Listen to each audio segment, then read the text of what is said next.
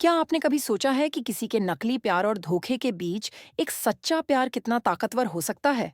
आज हम आपको सीरियल मन अति सुंदर के एक ऐसे धमाकेदार ट्विस्ट के बारे में बताएंगे, जहां राधिका के नकली पति ने उसे जानलेवा हमला कर दिया। और अब दिव्यम के सामने आ चुकी सच्चाई, जो इस खेल को पूरी तरह से बदलने वाली है। कहानी की शुरुआत होती है जब राधिका की नकली सास का भांडा फूट जाता है। जी हाँ, वह राधिका को सिर्फ पैसों के लालच में, सर्कस में नचवाने के लिए, उसे नाटक कराने के लिए और उससे पैसे कमाने के लिए इस्तेमाल कर रही थी। और यहाँ तक कि उसने एक अनजान लड़के को राधिका के पति के तौर पर पेश कर दिया।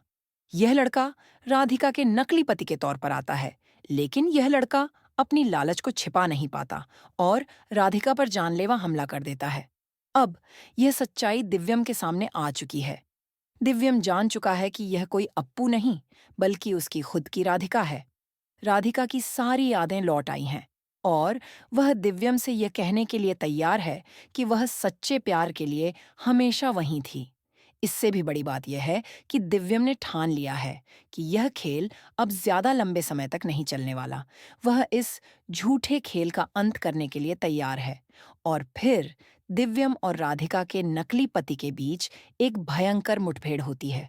दोनों के बीच घमासान युद्ध होता है, जिसमें दिव्यम घायल भी हो जाता है। तब अचानक राधिका की याददाश्त पूरी तरह से लौट आती है।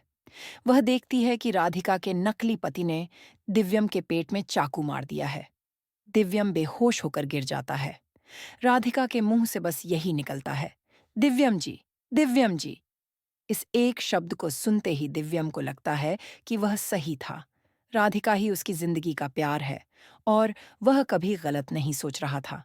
अब राधिका बिना वक्त गंवाए दिव्यम को हॉस्पिटल लेकर जाती है। दिव्यम का ऑपरेशन तुरंत शुरू हो जाता है और राधिका दिव्यम के परिवार वालों को भी इस बारे में बताती है।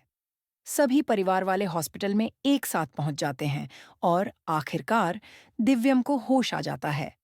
दिव्यम अब पूरी तरह से होश में आकर एक बड़ा फैसला लेता है।